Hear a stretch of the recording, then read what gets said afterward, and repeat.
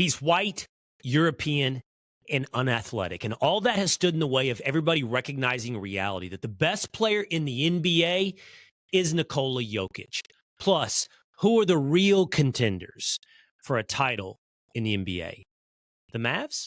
A conversation with Bleacher Report's Andy Bailey. It's the Will Cain Show at Fox News Podcast, Apple and Spotify, and on YouTube at Will Cain Show. Streaming live every Monday through Thursday, 12 o'clock Eastern Time, and always on demand at YouTube or wherever you get your audio entertainment. Fox News Podcast. Coming up in this show today, I've been a fan of his work for quite some time. He's Bleacher Report's Andy Bailey, and he was probably first to market in recognizing reality that the best player in the NBA is Nikola Jokic of the Denver Nuggets. I have now turned my attention, at least in part, to the NBA. I'm paying attention to who's winning night in and night out. I'm clicking on the standings, and I'm watching when I can my Dallas Mavericks. So, in essence, let's get this started this week, getting us ready for the stretch run here in the NBA. That's coming up in just moments with Bleacher Report's Andy Bailey. We have a fascinating discussion about the role of race and nationalism in understanding what's actually happening and recognizing who is the best player in the NBA. But first, earlier this week, I gave you my top 8 quarterbacks in college football since the year 2000. And it caused some controversy. Not as much online and in social media, where the general consensus was that I had created the perfect list. But within the confines here of the Will Cain Show, it was not received with enthusiastic endorsement, at least in corners of the Will Cain Show. Let's bring in now Tinfoil Pat, Establishment James, and Dan Two-A-Days into the conversation. As a reminder for the audience, my list went as follows. At number 8, Johnny Football. At number 7, Baker Mayfield. At number 6, Jameis Winston. And then jumping up a tier into a clear tier 1 of top 5 quarterbacks since the year 2000. At number 5, Joe Burrow. At number 4, Deshaun Watson. At number 3, despite my heart, and in a clear stake-claiming movement of objectivity, Vince Young. Number 2, Cam Newton. And number 1, Tim Tebow. I think since that time, Two-A-Days, Establishment James, I think you could testify that all of our text chains and all of our conversations, while they should have been focused on the retirement of Mitch McConnell, have somehow included analogies of or invocations of Jameis Winston. Patrick, I'll let you take. Is that correct? Yeah, Patrick, I'll let you take this Fellas. one here, buddy. Yes. Yes, it's very true. And it's very fascinating because I'm learning a lot about Patrick in this. And I think like first week, I learned a lot about Patrick and his love for Jameis Winston. So if you could expound upon that, Patrick, that'd be great. No, don't expound upon that. Don't expound upon your love for Jameis Winston. Bad production. What I would say is you have, Patrick, first of all, you'd like to describe yourself as objective. No. Extremely. Extremely. And I would say, like, if you picked your random, this is a stretch, star, you have attached your fandom to the most random, again, this is a stretch, star in Jameis Winston. Starter. Maybe. Not even I'm a just starter. saying, I mean, a lot of people had, similar concerns about Jameis. There was a writer of a book called Jameis One-on-One who went on Part of My Take. He just decimated all, there's a narrative, a bias against Jameis, and it goes back to SEC propaganda pushed by ESPN. Oh, here we are. He's got the whiteboard out. The lines are starting to connect. It's the man behind the man. It's the SEC popping. Propaganda. They're woke, but they also where, Patrick, does Jameis rightfully belong, if not at 6? I thought I was being gratuitous. I think Colt McCoy belongs in the conversation. I think we should have at least mentioned Matt Leinart. A lot of people were upset that I didn't include Trevor Lawrence, which I think is actually a legitimate thing to point out. Trevor should have probably been on that list, and you probably should put Trevor Lawrence ahead of Johnny Football and maybe Baker Mayfield. I personally would take Colt McCoy over Jameis Winston. So where would you have appropriately placed Winston? I think to be objectively fair, you had him in a reasonable place. 4 through 6 is reasonable. My issue is to say that he's clearly a tier below when he led the number one offense in most points of all time that was only broken by Joe Burrow's LSU team with one extra game. So, okay. I'm just saying, I think he's in that first tier. Who was on that team too? There were some stars there. Not Burrow's. He's not in that first tier. Yeah. He's let a game. Well, Cam didn't at Auburn. Here, listen. This is what I would say. Okay, this is not a conversation. This list is not who's the best quarterback. It's not who's your favorite quarterback or who's going to be the best pro quarterback or even who you would pick to win one game or who you'd start a franchise with, a college program with from scratch. This is about who did what in reality. And that's why, by the way, Tim Tebow got number one for me. If it's undeniable what he did. Right? I see you nodding your head 2 days. It's undeniable. Yep. That doesn't mean like given a blank slate, I pick Tebow above all others. But dude won 2 national titles. And go back and look at the stats and look at the team that he objectively led. And you can't take away what he did. But I'll change the game for you. Okay? The three of you will answer this quickly. I'm going to allow you to pick one quarterback in college football from this list. Or if you want to go off the list, tell me who it may be. College football career, nothing to do with the NFL. You have one game to win. I'm telling you nothing else about the roster. One game to win. Who do you pick as your quarterback in that one game, 2 days? Oh, this is a really tough one, but I would have to go. I would say Joe Burrow is going to be my guy. I mean, I would pick him to take you to the promised land. That guy, he was tried and true, and he's my pick. I don't hate it. Yep. I mean, that season was incredible. 60 touchdowns. But by the way, we should point out his wide receiver core was Jamar Chase, Justin Jefferson. It helped a little bit. And who was the third guy? Another NFL receiver was the third guy. I can't remember. He had. And did he have Leonard Fournette too? Did he have Fournette? No. Who was his running back? No. Fournette was before. He had Clyde Edwards-Helaire. Yeah. Yeah. Okay. So, but that was also I can't hate on Burrow. One season.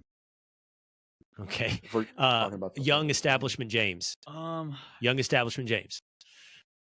Okay, I could go one of 2 ways. First one, there was a game Alabama twice went up by 14 points. This quarterback throws over 400 yards and gets an overtime victory on the first play of overtime. That was the 2000 Orange Bowl, Tom Brady. And then maybe Colt McCoy too. Colt McCoy played 4 years, had 160 passer rating in his freshman year, taking over for Vince Young, and pretty much put up the same line all 4 years through college. And one game though. If he doesn't get hurt, they probably win that game. I don't hate Colt McCoy as an answer, but one game. I'll go McCoy. One name, by the way. All right. Who'd you say? I think I'll go McCoy. McCoy for one game. All right, Patrick. You want me to go next, or do you want? You can go last. You can't even Patrick. not get hurt. You can go last. Yeah, I'll go last. Give me one game, and there is no doubt in my mind I want Vince Young. There is zero doubt in my mind. If you say Cam Newton, I don't hate the answer. If you say Joe Burrow, I don't hate the answer. But I want one game. You give me Vince Young. Now, there is no way your answer, Patrick, is going to be Jameis Winston. I think in this regard, there are two. So it depends. Well, I don't know anything about this, so I'm assuming that we could have some funky offenses and stuff like that. I'd default to Cam Newton. But if I knew it was a pro style offense, I would take Jameis over Cam Newton. I'll take Greg. You take him over Joe Burrow? No, I don't want to repeat. So, no, you're just trying to be new. Yeah, okay. All right.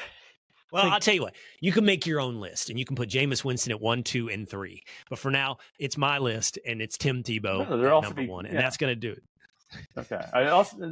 My issue is Tebow at 1. Terrible. Yeah.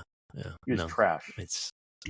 Go back and look at it. All right, and thus concludes the Will Cain Show. Top quarterbacks since 2000 in college football. Thank you, Tinfoil Pat, Young Establishment James, and Two-A-Days. Now, Andy Bailey is a writer for Bleacher Report, and he helps us turn the page to the NBA as we discuss whether or not it's undeniable the best player in the NBA, Denver Nuggets, Nikola Jokic. Here's Andy Bailey. Bleacher Report's Andy Bailey here now on the Will Cain Show. What's up, man? I've been a big fan for a long time of your work, Andy. I'm really glad to have you here on the Will Cain Show.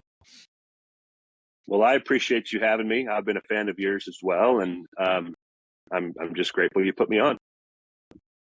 Oh, please. You, I think, are unique. I think you're very independent when it comes to what manages to be maybe the most cliquish and groupthinkish of sports and of sports media, and that is basketball. That is the NBA. You're out here saying things that really, honestly, no one else is saying, and that makes you, in my book, interesting. And you have been on the beat of Nikola Jokic for years, long before it became undeniable. That it seems undebatable at this point that the best player in the NBA is Nikola Jokic. Yeah, I think that is indisputable at this point. And that's one of my few wins, I think, in my career as an NBA analyst is I was ahead of the curve on that. Taking a lot of crap for it over the years. For at least 4 or 5 years now, I think I've called him the best player in the world. I think I was maybe even a little before his MVP runs. I thought last year's MVP race was a farce, frankly. There just wasn't a great statistical argument for Joel Embiid, and I feel like I've been vindicated on all that stuff. There are still people who dispute it. I was just looking at my Twitter mentions before we started today, and Sixers fans are mad at me again, to no one's surprise. But I think most people have come to accept after the championship run, like, he just does things in a way that nobody else does. He makes teammates better in a way no one else does. It's pretty clear now. And it's not just statistically, as you point out, it's also accomplishing really what should be the most important metric in any sport, and is that does it add up to wins, and it's now added up to a championship for Jokic. Before we get into why he's the best player, why do you think it's so hard for some people to accept Nikola Jokic? Certainly there's the visual aspect of it. I won't dance around that with you. He doesn't fit the mold of what many casual NBA fans have seen as, like, this is the dominant physical force that an NBA player is. Michael Jordan was leaps and bounds athletically and physically above his peers. LeBron James, same thing. You can even go further back to, Will Chamberlain when he dominated. It was through sheer physicality and this, like, advantage in athleticism. Jokic, for the first 3 or 4 years of his career, was often out of shape. There were pictures that went viral of him early in his career. He's a doughy Serbian kid. He's white. That puts him in the minority in the NBA. So he just didn't check those visual boxes. And he's never going to dominate the game with, like, above the rim athleticism. He doesn't dunk on people. I think his game is a little flashier than people give him credit for, but he's certainly not like Kyrie Irving dribbling around at the three-point line with all the crossovers and the fakes and stuff like that. He just does it so much differently. I think it's a product of his basketball upbringing. I think in a lot of ways Europe has gotten better than America at developing talent. It's all about team. Where's the right play? It's just a completely, I think most American basketball fans' minds are programmed to see the game a certain way, and he doesn't play it that way. There's so many different contributing factors, as you point out. It's style of play, it's his body, it's the lack of sizzle, which I am of the belief that the NBA is a sport driven by social media, meaning I don't think many people actually watch basketball games. They watch Instagram highlights of plays made in games, and he's not made for Instagram. There's the fact that he's European, and there's the fact, as you pointed out, that he's white. How much in NBA, as I pointed out, sports media, and for that matter, sports fandom, is driven by groupthink.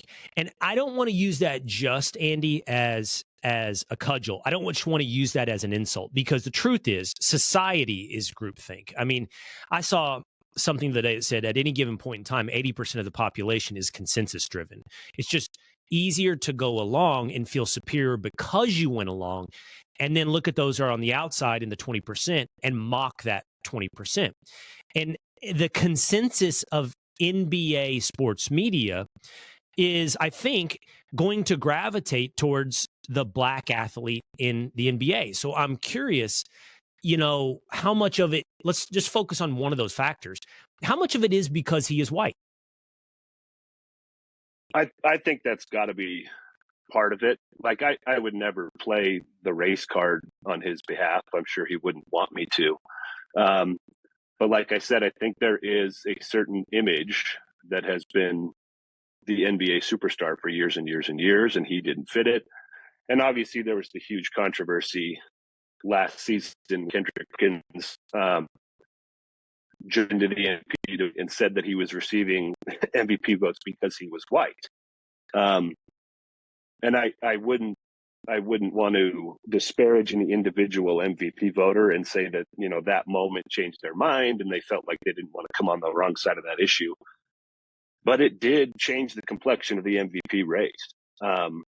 I think, are you aware of Tim Bontemps, like ESPN straw poll that he does 2 or 3 times a year? He'll get likely voters or people who have voted in the past, and he tries to recreate, the exact formula for how the MVP voting goes. And I think Kendrick Perkins' comments were in reaction to Jokic winning one of those straw polls. And then the odds, instantly flip in Vegas. The next straw poll, it's Joel Embiid. And Joel Embiid's been phenomenal too. Like, he had a phenomenal season last year that I think in most years probably would have been MVP worthy. It just wasn't as good as Jokic last season. And it may sound like I'm kind of dancing around your question. I do think that's part of it with Jokic is he looks different, and part of that is his race. Yeah, and I'm not trying to unnecessarily play the race card, and I'm not trying to be Will Cain, First Take ESPN, counter-program the race narrative. I think that it was already injected, to your point. And I know Kendrick, and I always liked Kendrick. I found his argument atrocious. I found his argument terrible. He injected the race card into that MVP conversation, and I think you're right. It undeniably had an impact on who they chose as the MVP. And I don't think there is a great argument for Embiid over Jokic, even though he might have had a great year. I mean, I do think there is a thing that MVP voters do where they get tired of giving it to the same person, or they're reluctant to giving it back to back, and they have a novelty bias. They want to go to whatever is new. And they want to reward guys that, like Karl Malone, who have been great for a long time, but just couldn't overcome Jordan. So they want to give one to Karl Malone instead of giving yet another one to Jordan. And that may have played a role as well with Jokic. But I think that, we're not injecting a card that wasn't already on the table. And I just think that card is on the table when it comes. And I think it's a weird card because it's complex. It's in part because he's white. I think there's also a European bias, an anti-European bias on a game that is inherently American. And we want to see that Americans define basketball, or at least the NBA. Yeah, I actually think that's maybe the bigger factor.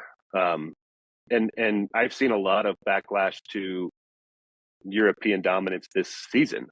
And that doesn't necessarily mean white guys. I mean, obviously, Giannis, he's, roots-wise, he's from Africa, but he represents Greece. The 4 or 5 best players in the world right now are all from outside America. And you'll see, podcast clips go viral every couple of weeks from like Gilbert Arenas or Draymond Green, saying something about European players that's just objectively not true. I think it was maybe Draymond was the last one, was saying they have a little bit more leeway with the media than the American players. And to me, that's just crazy to say that after what we just saw last year, the like almost coordinated media campaign to end Jokic's MVP candidacy. There wasn't just the Kendrick Perkins thing. There was an article about how he's maybe the worst defender in the NBA that ESPN published like right towards the end of the season that kind of went viral. I just saw a highlight reel that a Jokic fan put on Twitter like last week or something, like just crazy stuff that a bunch of national media personalities said over the course of last season. And this isn't new. Like this dates back to Pau Gasol and Dirk Nowitzki's days too. Like there was always the stereotype that the big Euro is soft. You can push him around.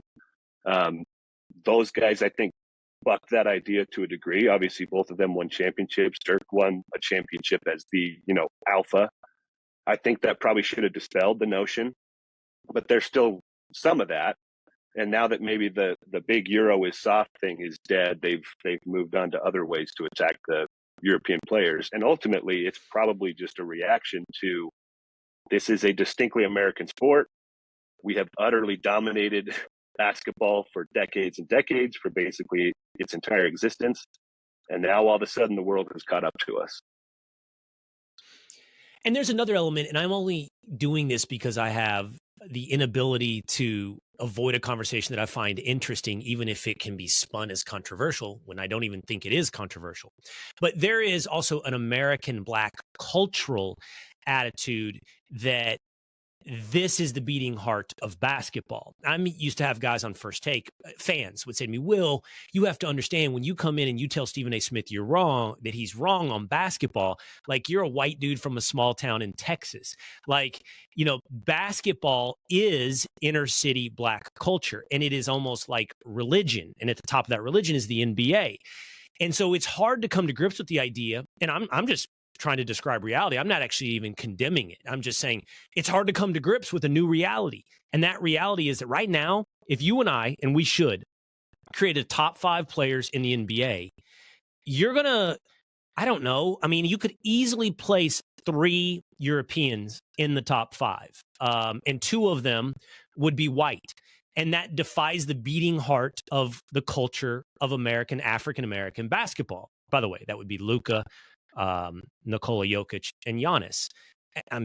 Good luck trying to keep those 3 out of the top 5. And I think that's kind of the reason I can't avoid the conversation is I think when you start digging, that's when you get to the base of a lot of things that are avoiding people from accurately understanding the reality of the modern NBA. Yeah, and I'll say I've had similar experiences. Nobody really says this to my face, but I do get it online a lot. Like, you're a country bumpkin who lives in Wyoming. Like, what do you know about basketball? You've probably never dribbled the ball in your life. Stuff like that. Most of them haven't seen me in real life. So I've experienced that too. And a lot of times I see stuff like what you're describing, and I'm often reminded of the movie Moneyball. And that famous scene where they're all sitting around the table and the old school scouts have their way of seeing things. And Billy Bean and I can't remember the name of Jonah Hill's character. They have their way of seeing things. And at the time that movie is depicting, there's so much conflict between those 2 views of baseball. And I think that is what's going on with basketball right now. And it's not just an analytics thing. It's this almost like overseas invasion of talent. Basically since the 92 Dream Team. And I think some other guys like Dirk obviously accelerated it. The expansion of the talent pool to include the whole world now, like we should have expected that the rest of the 7 billion people in the world or whatever it is was going to have some talented basketball players. But I think it's just taken a lot of people some time to understand what that means for the NBA. So who would be, according to Andy Bailey, I can put you on the spot, I think. And by the way, I love when you do player A versus player B descriptions on X. You love that you do it. Andy will put up stat lines for 2 separate players, and you won't know who they are, and you have to vote or understand who's the better. Or no, you ask people to vote who's the better player, and without knowing, I think people would end up voting ways that they definitely would not if the names had been there. It shows that perception and reality or reputation and performance are pretty divorced. Who's the top 5 players in the NBA? Yeah, you described the polls perfectly. Like, I do think there's a perception versus reality problem with sports fans all the time. And those are fun to see how often people confuse those two. Top 5 players in the world right now. I think Jokic is number one. The way that he elevates teammates, I think, is just different than anybody else. I think when he's healthy, if I can add that qualifier, I'll probably put Joel Embiid 2 right now. You've probably seen me complain a lot on Twitter about flopping. And so that's an aspect of his game that's really, really difficult for me to watch, but it is rewarded, and he's an incredibly effective scorer. So if healthy, if I can have that caveat, I'll probably go with him. Then I think probably Luka third. Man, I feel like I have to have Giannis at 4 because of the history, but I'm tempted to put SGA there with the way that he's been playing this season. So I'm going to be wishy-washy and say it's kind of like a 4A, 4B situation with those two guys, Giannis and Shai Gilgeous-Alexander. So Five loses that on from I was going to say whoever loses that argument ends up at number 5, and I was going to say 4 players from outside of America in the top 5. Joel Embiid from Africa, we forget that because he went to Kansas. Where is Shai Gilgeous-Alexander from? He's Canadian, so that's Wow. 5 out of 5. 5 out of 5 from outside of America of the best players in the NBA. And by the way, I think that your list is pretty unimpeachable. I think most people would probably come up with those same 5 names. I want to go back to Nikola Jokic for just a minute because I'm fascinated by him. I'm fascinated by Luka as well. Because in sports, my favorite quality, Andy, to watch as a fan, and then as appreciated as a dad who has sons that play sports, is without a doubt vision. Vision and brain. I enjoy watching highlights or seeing someone like Luka or Nikola Jokic, or in soccer, I love. He's maybe my favorite athlete in all sports, Kevin De Bruyne for Manchester City. I love seeing someone who, in my mind, the best analogy I can draw and have said before is like a time traveler. And they exist 2 to 3 seconds ahead of everyone else on the field or on the court. They know what's going to happen before anybody else knows what's going to happen and see it happening. I mean, a lot of times we think it's vision, that they see things that other people aren't seeing, but it probably is more brain. They just are understanding what's about to happen without even seeing it, and then distribute the ball or move to a spot way ahead of everybody else's understanding on the court or on the field. And with Jokic, it's incredible.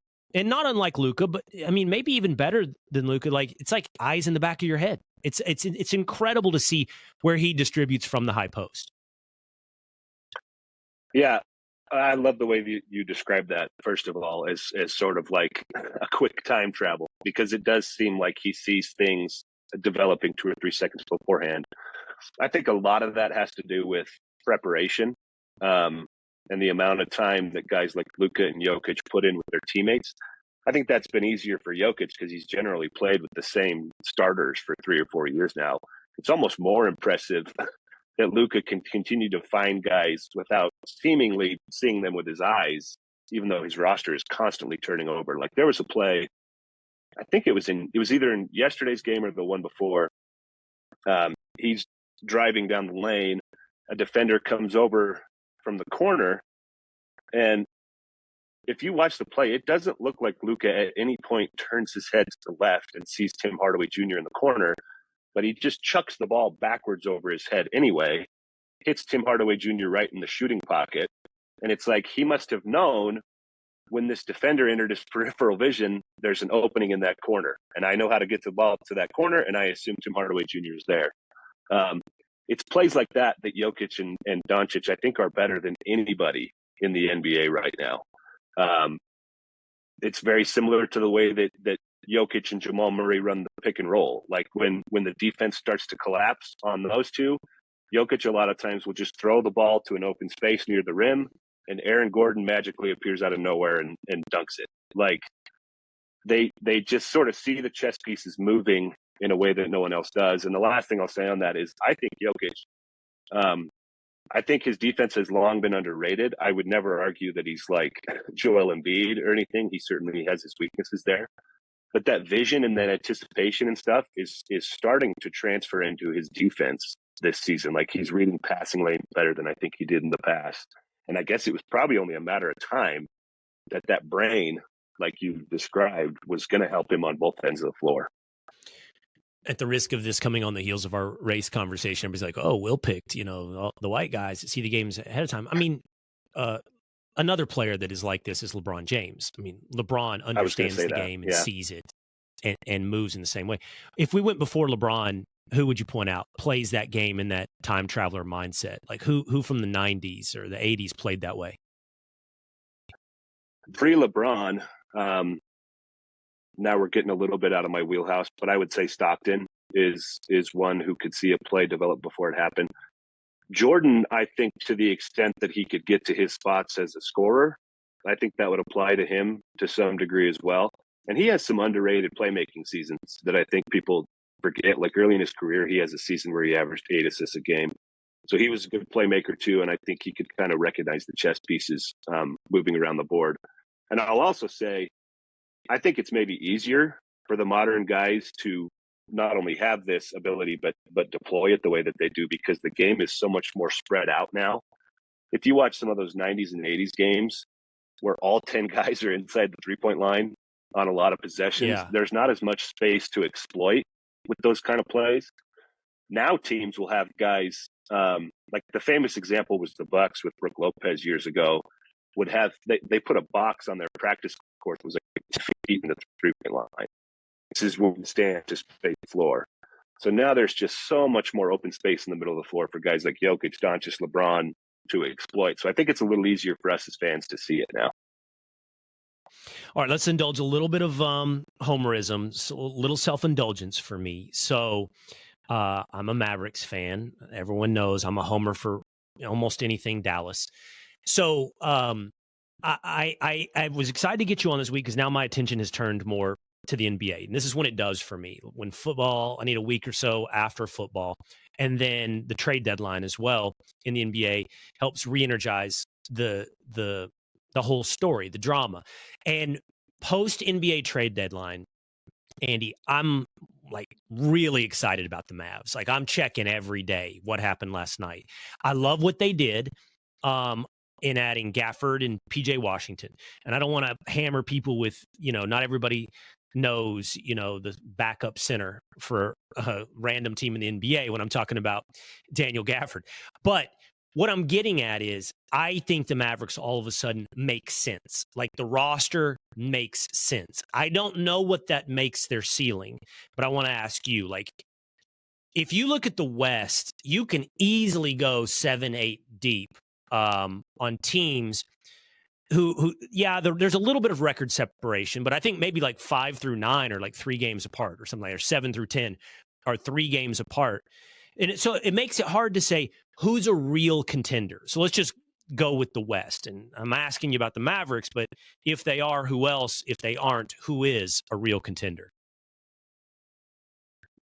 First of all, I think even though their regular season to me has been kind of underwhelming, I still have Denver kind of in its own tier in the West just because of what we saw from them in the playoffs last year, and they have the best player in the world.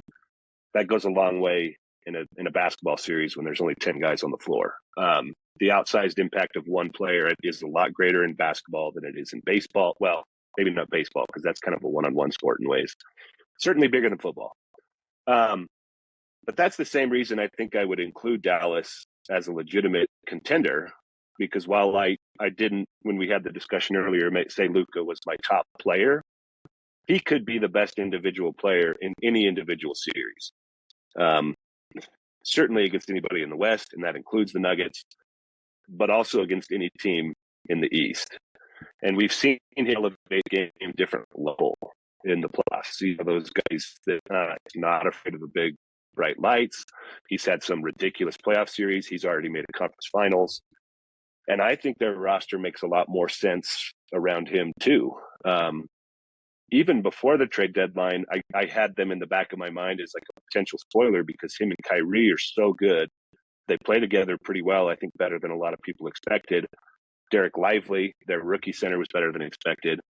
But then they add these two new big guys who I think are going to, at least so far, have filled in their roles brilliantly. You mentioned them with PJ Washington and Daniel Gafford.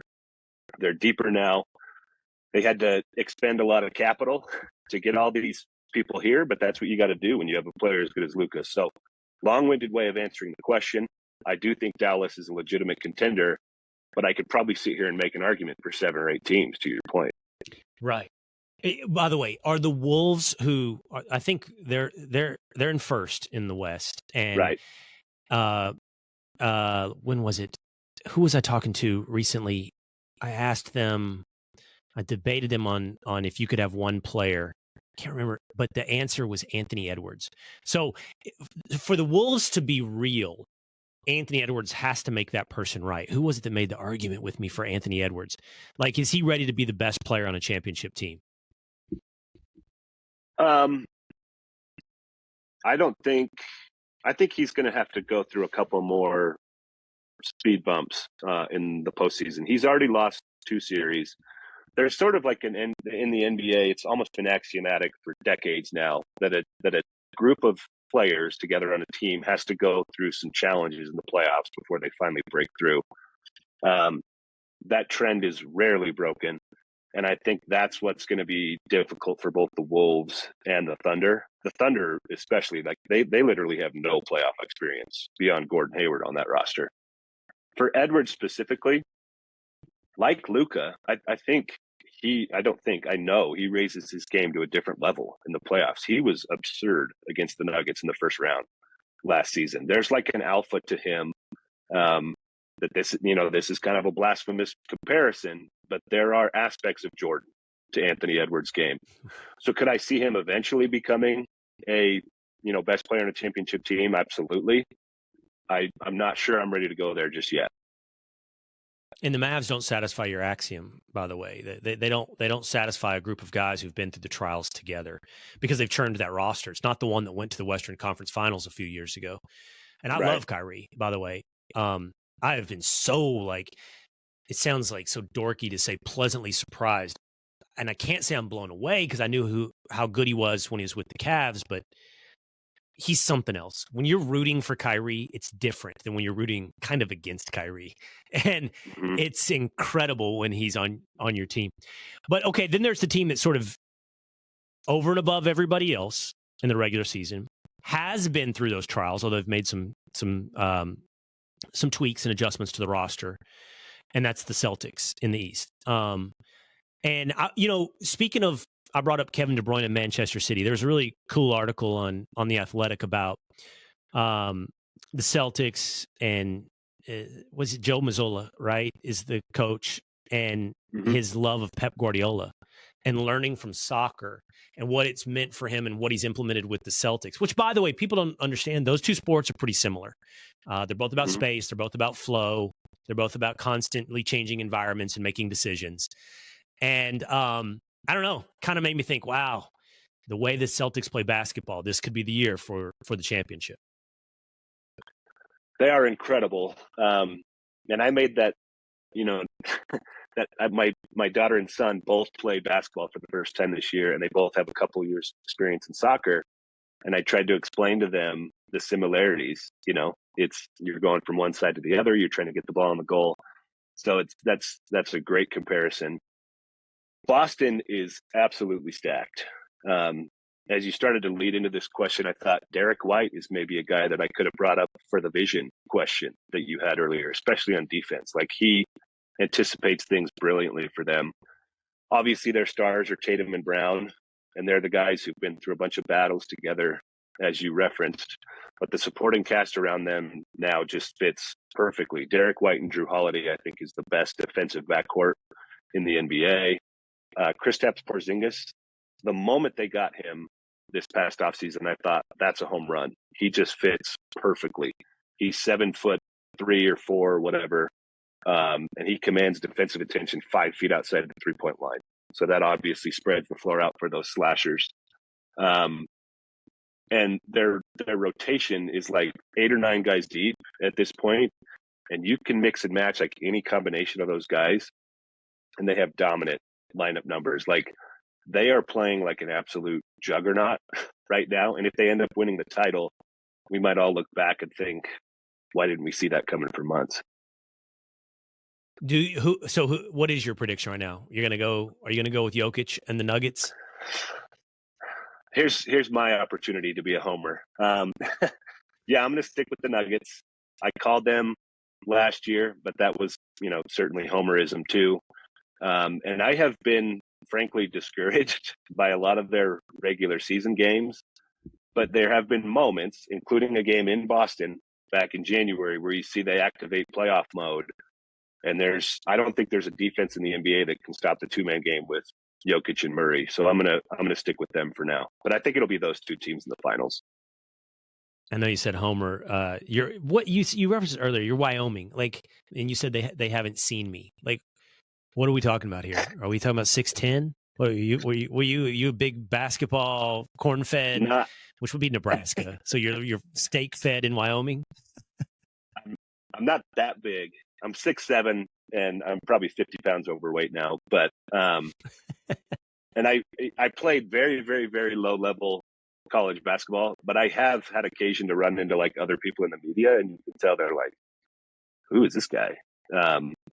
So yeah, I'm born and raised in Wyoming. Went to law school here, and I think I'm about the only national sports media person who calls this home. So I take it as a point of pride.